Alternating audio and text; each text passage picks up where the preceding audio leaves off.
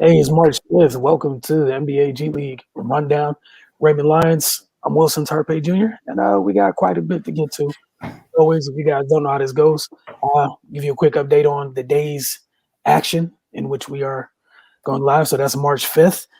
Tomorrow is literally the end of the regular season in this super abbreviated G League year, and then the playoffs just a couple days later. We're going to get to the standings very, very shortly. We're going to go through standout players. We'll see who Raymond has. I have a couple. We'll share our thoughts on the BAYHAWKS and the Ignite, as always. And then lastly, we'll close up with the players we feel that are on the verge. So we're going to start off with today's action in the G League. And that was, look, man, it's getting kind of interesting. The Fort Wayne Mad Ants beat the Greensboro Swarm 111-107. The Iowa Wolves fell to the Lakeland Magic 114-94. Erie BAYHAWKS fell to the Westchester Knicks 130-124. It's halftime between the Salt Lake City Stars and Delaware Bluecoats. The Bluecoats lead 51-47, and there's 9 minutes left in the second quarter. In the Warriors Rio Grande Valley Vipers game, and Rio Grande leads that by 2 right now, 34-32. In terms of the standings, like I told you guys, we've done this every week, and they're very – some things have changed, some things haven't. As for the BAYHAWKS, they had a nice little stretch where we're at top of these things. That is not the case anymore, and we'll get to that a little bit later. Raptors 905 leading the way at 11-3. Santa Cruz Warriors 10-3. We got the Erie BAYHAWKS 11-4. Austin Spurs 10-4. Delaware Bluecoats 9-4. Lakeland Magic are 9-5. Oklahoma City Blue 8-6. Rio Grande Valley Vipers are also 8-6. I know you guys see this beautiful red line through the standings. You want to be on the right side of the red line. The right side of the red line is where the Rio Grande Valley Vipers are. The wrong side, the G League Ignite. The youngsters, they're 7-7, literally at 500, which makes tomorrow's game so huge for them. The Westchester Knicks, they've climbed their way back into it. They're only a game or two out, 7-8. So they would need a win tomorrow and then a little bit of help. Long Island Nets, look, man, it's been real. Oh, I'm sorry. I take that back. Westchester Knicks are already eliminated. The G League Ignite just have to win tomorrow to get themselves in. They're the only hope on the other side of the red line. Everyone else, as you see, that nice smaller circle next to it means it's a wrap. We'll see you next year. Thanks for playing. Hope you enjoyed your time. Hope you got the most out of this experience. And that applies to the Westchester Knicks, the Long Island Nets, Fort Wayne Mad Ants, Memphis Hustle, Agua Caliente Clippers, Canton Charge, Salt Lake City Stars, Greensboro Swarm, and my favorite, the 2-13 Iowa Wolves. I see y'all with them 2 big wins, man. Truly appreciative of you guys not going over because I'm not emotionally mature enough to not make jokes about you guys having 0 wins. So kudos. Those 2 wins mean something because that would have been another 5 minutes of these standings talking about you went through a whole season without a dub, and there's no reason for that. None at all. All right, Ray, so we're going to get to the standout players. The floor is yours, man. Who caught your eye this week? First, I would actually prefer that the Wolves go over for the season. You going to tell me the 2 didn't mean anything to you? Because, man, like, why get the 2? Just go ahead and stay consistent, man. Why? Like, what's the point? Man. But and y'all say I'm the bad one, right? Y'all hear that, right? All right, go ahead, Ray. But as far as standouts, I'm going to start with Jared Harper from the Westchester Knicks. Had a great game, 35 points, 10-18 from the field, 4-6 from 3. Actually against the BAYHAWKS. I'm sure we'll dive deeper into that later on. But he just put together a good couple games. He's showing he can score and be efficient. While putting up those big numbers. He's definitely turned it on lately. He's just being a threat from everywhere. Moving on to Henry Ellenson from the Raptors, 905. Last game, 27 points, 9 rebounds, 8 of 11 from the field, 4 for 7 from 3. We talked about him before on the show. He just continues to show his versatility. He's impactful scoring from the inside, and he can, stretch it out to the 3-point line. He operates out the high post. He can score from there. And he's shown he can find teammates from that position as well, and that definitely opens their offense up, and he's also doing work on the boards and being bothersome at the rim, which he's not wasting his size. He's definitely putting it to use. Next play I want to talk about Bodrick Thomas from the Canton Charge. He's actually on a two-way with Cleveland right now. He's Division II product, so he's going about it the long way. Always got appreciation for those guys. He's got good size. Good size. He's 6'5" shooting guard. He's a capable scorer. Last game he had 28 points, 5 rebounds, 3 assists, 3 steals, and a win. He scored at all 3 levels in a variety of ways. Floaters, mid range. He did work off the bounce. Finished at the rim. He moved off the ball. And to top everything off, he sealed the game with a defensive play. You definitely love to see that. And he's just taking full advantage of his opportunity. He's kind of bounced around a little bit between last year and this year, but he's just trying to find some consistency in the home. Moving on to James Palmer Jr. from the Agua Caliente Clippers. Last game, 26 points, 5 rebounds, 5 assists. Man, he turned it up down the stretch. He had 12 points in the fourth quarter of a close win. He's another versatile scorer. He got extremely aggressive down the stretch, got to the line and made his free throws. This is the type of performance that definitely gets you on people's radar, especially with when I'm coming down the back end of the season, and with teams looking to reach down the G League and pull people up once this thing is wrapped up. So it's just good to have a performance like this fresh on everyone's minds. And yeah, man, that's all I have for this week. All right, I got a couple. Didn't have as many as you, but had a couple standouts where we're going to start at. That is always the question. Nas Mitchell Long. All right, so we gave Kevin Porter Jr. some love, I believe it was a week ago, for getting that triple-double. All right, we're going to do the same thing for this young man. And he came in to win, right? So little added bonus there. That never hurts anything at all. Not to say triple doubles are worthless without the dub, but the dub is what we're here for, right? That's what matters. All right, just want to keep all that in perspective. That said, Nas Mitchell Long had a triple double to lead the Mad Ants past the Greensboro Swarm today, 111-107. He had 22 points, 10 rebounds, 10 assists. Biggest thing for me, those 10 rebounds. You're a 6'3" point guard. Gotta love it. Gotta love it. The 10 assists, you're doing your job. The other thing is one of the things with running your team, you did everything you needed to do to help your team get over the top. It doesn't have to look a certain type of way. You guys got the W, and that's the biggest thing there. I know you mentioned Jared Harper a little bit earlier, so I want to show one of his teammates a little bit of love. They got the big win over the BAYHAWKS, as you mentioned. So I hope I do not butcher your name, sir. Just give me a second, because I'm gonna throw the disclaimer out because it could happen. All right, it could definitely happen. And this is big because the Westchester Knicks beat the Erie BAYHAWKS. And you guys, if you tuned in before, you've heard how we talked about the BAYHAWKS, and deservingly so for us. From a large part of the season, they've had a strong stretch. That said, things haven't gone the greatest recently, and the Westchester Knicks got a big W today. And this is Jared Harper's teammate, Mr. Simisola Shitu, 24 points, 9 rebounds, 10 of 13 shooting, helped the Westchester Knicks beat the Erie BAYHAWKS 130-124. All right, gonna move on to the BAYHAWKS. Some quick notes from the BAYHAWKS. Like I said, man, after a strong start, they've been going through it a little bit. They beat the Oklahoma City Blue yesterday, but then they got beat by the Westchester Knicks today. So from a team that's been oh so consistent, what they've been so far is consistently inconsistent as of late.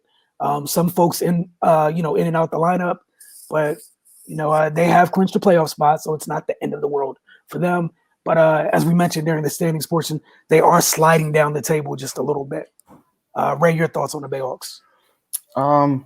Yeah, man, I still feel like they're one of the best teams in the G League. Like you said, they have been taking some lumps recently, just trying to adjust with guys being in and out.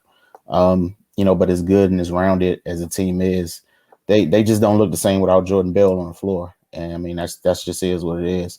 They still be getting consistent contributions from Jerry Udolph, Jalen Adams, Justin Wright Foreman, Najee Marshall, Cassius Winston, so they got guys that can play, but with the lineup consistently fluctuating and guys, sitting one day playing the next is hard to get your rhythm, especially after you establish what they did over that stretch of games when they were just on fire. But yeah, man, they dropped a close one yesterday to the Westchester Knicks. They in that game they shot 54% from the floor and 50% from three. Typically when you put out an offensive showing like that, you get the W.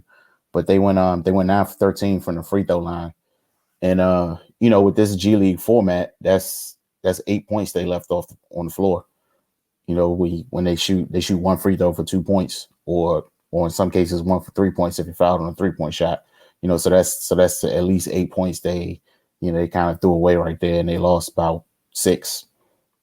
So that just tells the tale right there. And adversely, they sent the Knicks to the line 23 times, and the Knicks were able to convert on 19 of those.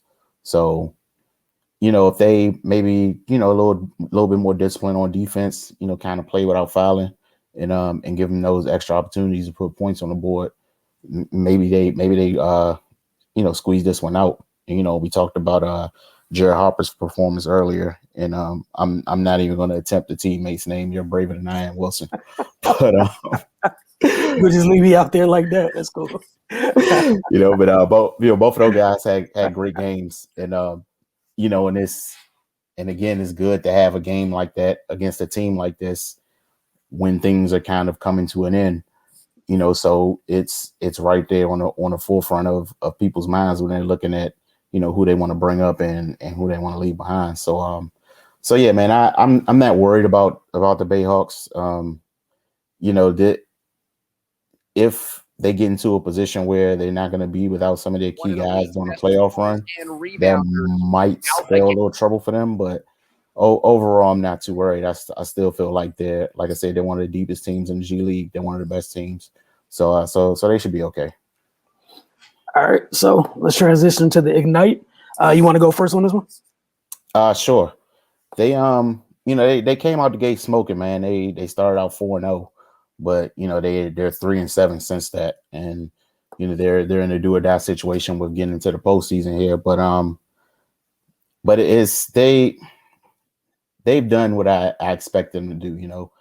It's been some up and down times. They had times when they look great, and they had times when they look shaky.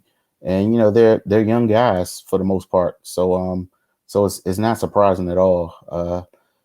Jalen Adams, man, he's been consistent. He had 22 points, 3 rebounds, 3 assists in the loss against Rio Grande Valley. Jonathan Kaminga didn't play, but Brandon Ashley had another solid performance, 18 points, 14 rebounds. Isaiah Todd, he started the season off pretty slow, but he's come on of late. He had 16.7 rebounds. Bobby Brown, 15 points, 5 rebounds, and Reggie Hearn had 14 points. So what I'm just looking for overall with the Ignite is how they adjust to the physicality and speed of a high caliber opponent than they face previously in their basketball lives. So while of course it's good that they got some wins, and this slide that they're on is really not damning in the sense that this is a trial run for them. They're just seeing what the life is like before it becomes official for them. So I'm not really too excited about what's going on with them.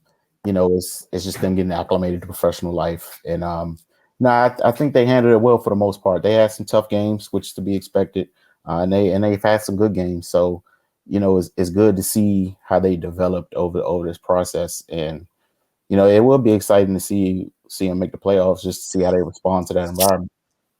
Yeah, and that's the biggest thing. It's your first year of this. I don't want to say project, but this experience for this journey for this particular program, which is the G League Ignite. That said, you're 7-7, and to a large degree, you control your destiny come tomorrow. For all the ups and downs you went through, right? If you're 500 going into the last day of an abbreviated season with a chance to get into the playoffs, I'm gonna call it a success. Not to mention the play-in and how much the kids have grown to this point, but I'm with you. I don't see nary a negative here at all. We get a chance to see if they can get into the playoffs tomorrow, and again, they get to play a big role in that. They're not waiting on 4 other teams to lose or this complex math issue. Just win your game tomorrow. Just go from 500 to 1 game over 500, and you did what you needed to do.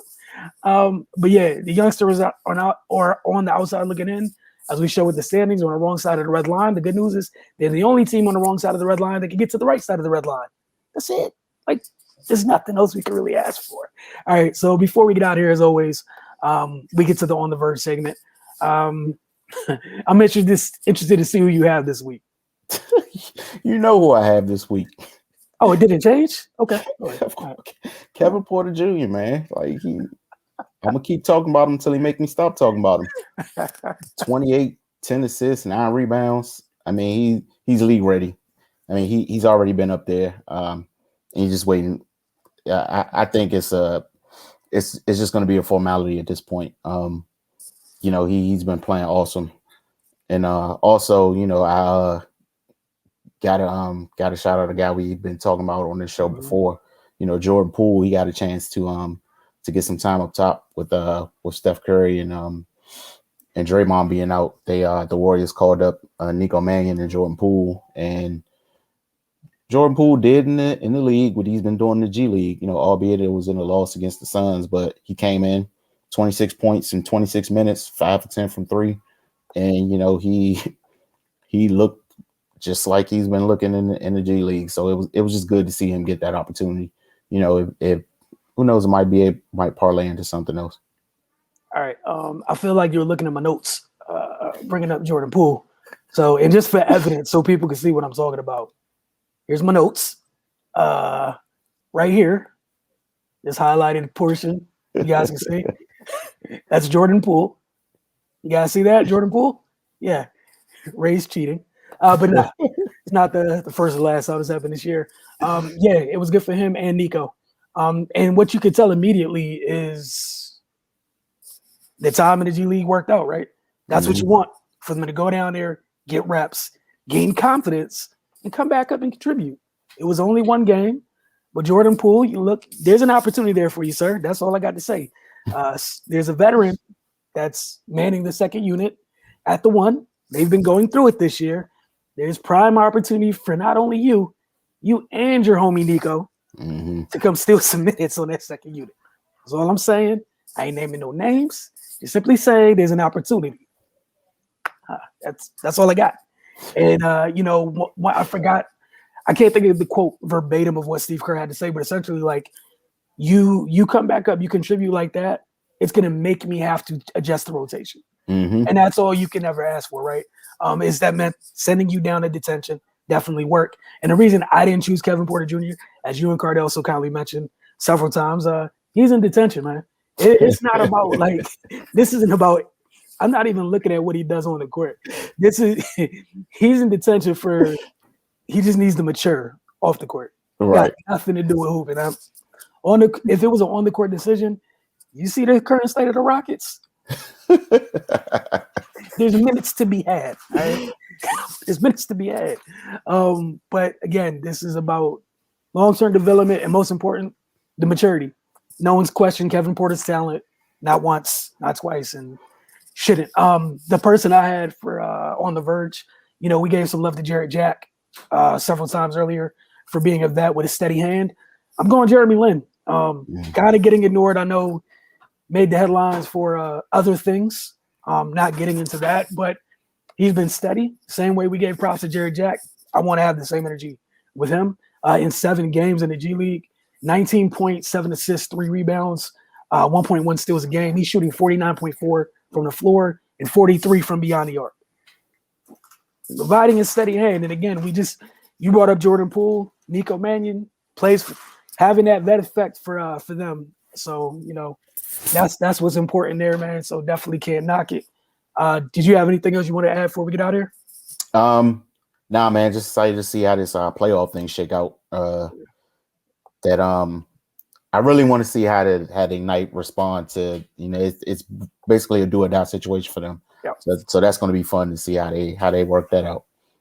Oh, and then let me share this so you guys can see what we got going on tomorrow in terms of in the G League, the games for tomorrow, because all the fun stops. All the fun stuff happens tomorrow, starting at 11 a.m. Final day of the regular season. Let me find this real quick. Y'all just give me a moment. I got too many windows up on the screen right now. Everything looks the same. All right, here we go. All right, if you guys can see that, we got the Lakeland Magic, Raptors 9:05 at 11 a.m. 11:30, Long Island Nets and the Canton Charge. 3 p.m. we got Delaware Bluecoats and the Memphis Hustle. 3:30, Oklahoma City Blue and the Santa Cruz Warriors. 7 p.m., Austin Spurs G League Ignite. 7:30, Agua Caliente Clippers and the Greensboro Swarm. So again, tomorrow's the last day of the regular season of the G League.